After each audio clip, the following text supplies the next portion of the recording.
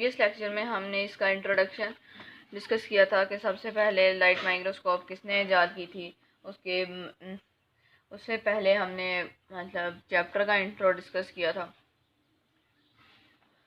Light microscope के बारे में डिस्कस किया था, इसकी मैग्नीफिकेशन के बारे में डिस्कस किया था। मैग्नीफिकेशन पावर कितनी होगी लाइट माइक्रोस्कोप्स की, तो जो थी 1500x, और इसकी रेजोल्यूशन पावर थी 3x to 9x, 2 माइक्रोमीटर थी। फिर हमने डिस्कस किया माइक्रोग्राफ के बारे में। दरअसल जब हम लाइट माइक्रोस्कोप के किसी स्पेसिमन को ऑब्ज़र्व करते हैं, उसकी जो पिक्चर लेते हैं वो माइक्रोग्राफ कहलाती है। फिर हमने डिस्कस किया कि मतलब जहाँ लाइट माइक्रोस्कोप सबसे पहले ज़करिया जॉनसन ने डिस्कवर की थी, तब ये आम सी माइक्रोस्कोप थी लाइट माइक्रोस्कोप। इसके कुछ ड्रॉबैक्स भी थे, वो भी हमने डिस्कस किए थे। तो आज हम लोग डिस्कस करने जा रहे हैं लाइट माइक्रोस्कोप को। Light microscope advance form of microscope है, और मतलब ये वर्किंग कैसे करती है, इसके object, lens, beam of electron और इलेक्ट्रोमैग्नेटिक लेंस के बारे में, इन सब चीज़ों के बारे में मैं पहले आपको डिस्कस कर देती हूँ, बता देती हूँ। ऑब्जेक्ट लेंस को एक वैक्यूम चैम्बर में रखते हैं जहाँ से हवा को निकाला जा सके। हवा को निकाल दिया जाता है, सिर्फ वैक्यूम ही रह जाता है हमारे पास। ठीक हो गया। और यहाँ पर जो मतलब सोर्स ऑफ लाइट है वो बीम ऑफ इलेक्ट्रॉन है।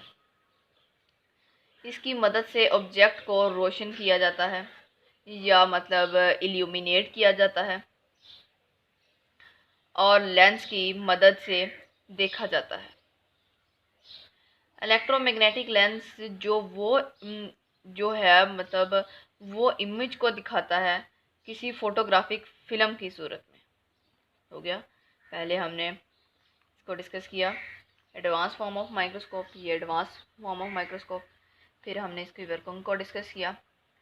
फिर हमने डिस्कस किया ऑब्जेक्ट लेंस को एक वैक्यूम में रखा जाता है जहां हवा को बाहर निकाल दिया जाता है, और यहाँ पर जो सोर्स ऑफ लाइट है वो बीम ऑफ इलेक्ट्रॉन है जिसकी मदद से हम ऑब्जेक्ट्स को रोशन किया जाता है या इल्यूमिनेट किया जाता है। और फिर जो इलेक्ट्रोमैग्नेटिक लेंस है वो इमेज को दिखाता है फोटोग्राफिक फिल्म की सूरत में। ठीक हो गया। कल हमने मैग्नीफिकेशन को डिस्कस किया था कि ये मतलब क्या होती है, इसकी डेफिनेशन क्या है। ठीक हो गया। और डेफिनेशन इसकी वही रहेगी, मैग्नीफिकेशन पावर चेंज हुई है, ये 250,000 टाइम्स किसी इमेज को बड़ा करके हमें दिखा सकती है। रेजोल्यूशन पावर में हमने डिस्कस किया था कि मतलब ये किसी इमेज को क्लियर करके दिखाती है, ब्लर होने से बचाती है। और ये इसकी इलेक्ट्रॉन माइक्रोस्कोप की जो रेजोल्यूशन पावर होगी वो 0.2 नैनोमीटर होगी। 1 nanometre is equal to 1/10 lakh millimetre के बराबर होगी। ये एमसीक्यूज के तौर पर पेपर में पूछा जा सकता है, या इन दोनों की डेफिनेशंस भी पेपर में पूछी जा सकती है शॉर्ट क्वेश्चन के तौर पर। ये जो मतलब लाइट इलेक्ट्रॉन माइक्रोस्कोप है वो 1000 times better than light microscope, 1000 गुना मतलब बेहतर है ये लाइट माइक्रोस्कोप से। नेक्स्ट हम लोग इसकी डिस्कस करते हैं कैपेबिलिटी या इसकी कैपेसिटी क्या है। इंडिविजुअल सेल,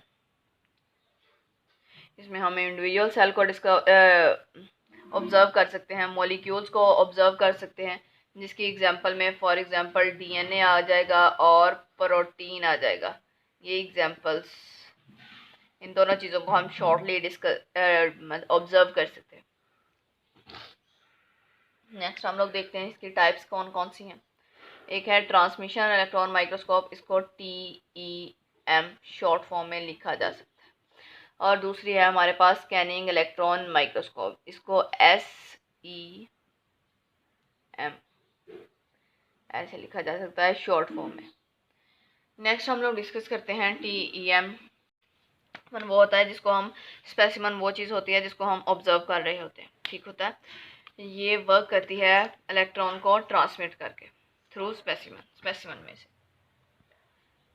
कैपेसिटी और इसकी कैपेसिटी क्या होगी, ये मतलब हमने लाइट माइक्रोस्कोप का यही ड्रॉबैक डिस्कस किया था कि ये इंटरनल स्ट्रक्चर को स्टडी नहीं कर सकती, ऑब्जर्व नहीं कर सकती, ये सिर्फ आउटर सरफेस को ऑब्जर्व कर सकती है, जबकि इलेक्ट्रॉन माइक्रोस्कोप की टाइप्स ऐसी हैं जो इंटरनल स्ट्रक्चर को भी स्टडी कर सकती हैं, ठीक हो गया।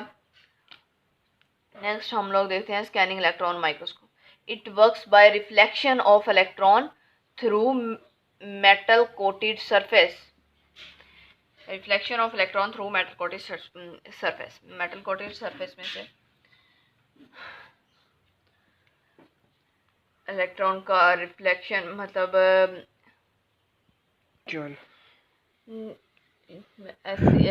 ट्रांसमिशन इलेक्ट्रॉन माइक्रोस्कोप के बारे में पढ़ा, और अब हमने पढ़ा स्कैनिंग इलेक्ट्रॉन माइक्रोस्कोप के बारे में।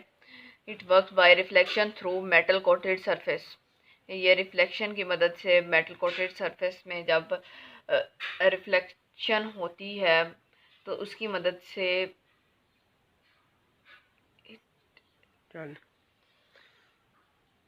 इलेक्ट्रॉन के रिफ्लेक्शन की मदद से इसको हम लोग डिस्कस करते हैं। नेक्स्ट हमने इसको थोड़ा थोड़ा डिस्कस करना है, ट्रांसमिशन इलेक्ट्रॉन माइक्रोस्कोप को और स्कैनिंग इलेक्ट्रॉन माइक्रोस्कोप्स को, ताकि हमें ये थोड़ी बहुत समझ आ जाए इसकी टाइप्स की, इलेक्ट्रॉन माइक्रोस्कोप की टाइप्स की।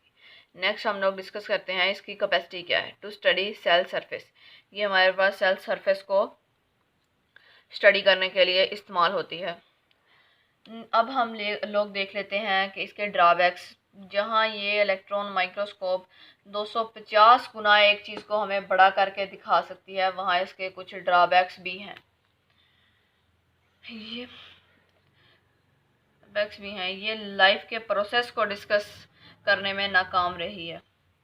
लाइफ के प्रोसेस को डिस्कस करने के लिए मतलब इस वजह से नहीं हो सकता इसमें, क्योंकि हमने स्टार्टिंग में डिस्कस किया था कि मतलब ये वैक्यूम की सूरत में इनको वैक्यूम में रखा जाता है, जहां हवा ना हो। वैक्यूम उस जगह कहते हैं जहां हवा पास ना कर सके, ठीक हो गया। जैसे अमीबा हो, अमीबा को इस एग्जाम्पल में हम लोग अमीबा को डिस्कस कर लेते हैं। ये अमीबा की मूवमेंट जो है उसको डिस्कस नहीं कर सकती। 250 गुना बड़ा करके तो किसी चीज़ को दिखा सकती है, लेकिन ये लाइफ प्रोसेस को डिस्कस करने में, ऑब्जर्व करने में नाकाम रही है। सो स्टूडेंट्स, आज हमने डिस्कस किया इलेक्ट्रॉन माइक्रोस्कोप के बारे में। ये मतलब एक एडवांस माइक्रोस्कोप है जिसके मतलब हम इसकी रेजोल्यूशन पावर 2 नैनोमीटर तक इसको क्लियर करके क्लियर इमेज देख सकते हैं, और 250 मिलियन 1000 टाइम्स हम लोग इसको बड़ा करके देख सकते हैं, किसी छोटी सी चीज़ को बड़ा करके देख सकते हैं। फिर हमने इसकी कैपेबिलिटी को पढ़ा। ये इंडिविजुअल सेल्स को ऑब्जर्व करती है, मॉलिक्यूल्स को ऑब्जर्व करती है, और इनकी एग्जांपल में हमने डीएनए और प्रोटीन को लिया। फिर हमने इलेक्ट्रॉन माइक्रोस्कोप्स की टाइप्स को डिस्कस किया, transmission electron microscope, scanning electron microscope के बारे में। और फिर हमने ट्रांसमिशन इलेक्ट्रॉन माइक्रोस्कोप की थोड़ी सी शॉर्ट डिटेल हमने डिस्कस की। ये शॉर्ट क्वेश्चन के तौर पर पेपर में आ सकती है, शॉर्ट क्वेश्चन।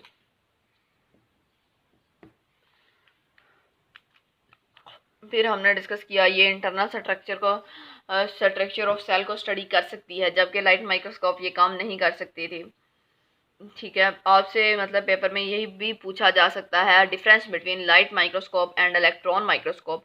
उसमें आप लोग यह भी बता सकते हैं इसकी मैग्नीफिकेशन पावर का डिफरेंस, इसके रेजोल्यूशन पावर का डिफरेंस।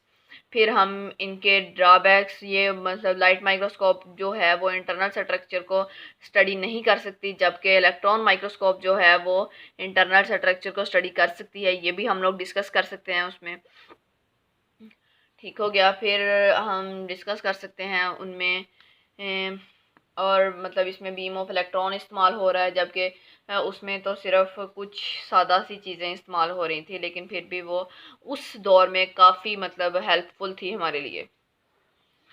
और आज के दौर में ये इलेक्ट्रॉन माइक्रोस्कोप ज़्यादा हेल्पफुल है हमारे लिए। फिर हमने आगे स्कैनिंग इलेक्ट्रॉन माइक्रोस्कोप को डिस्कस किया, जिसके ज़रिए हम reflection through metal coated surface, ये इसकी डेफिनेशन है, वर्क करती है, कैसे वर्क करती है ये हमने डिस्कस किया। इसकी कैपेसिटी को डिस्कस किया और इलेक्ट्रॉन माइक्रोस्कोप का जो ड्रॉबैक है उसको डिस्कस किया। Thank you.